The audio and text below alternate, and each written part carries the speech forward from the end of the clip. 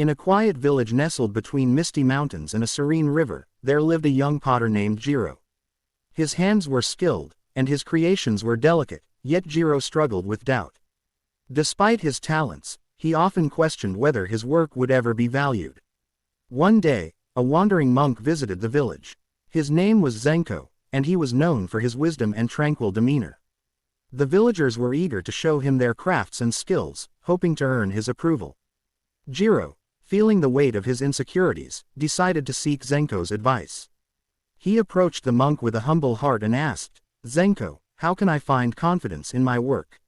I see others with grand creations and fear mine are insignificant."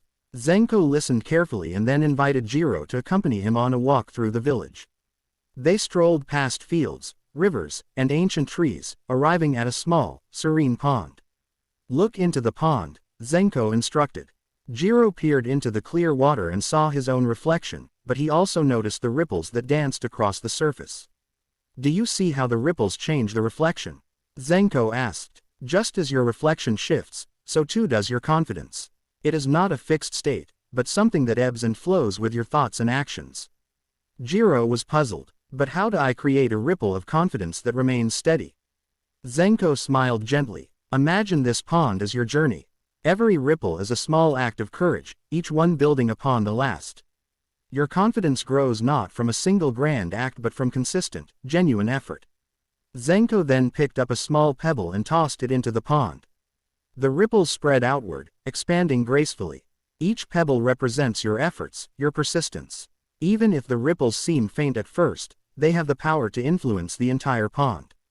Jiro contemplated this lesson as they walked back to the village. He returned to his workshop with a renewed sense of purpose.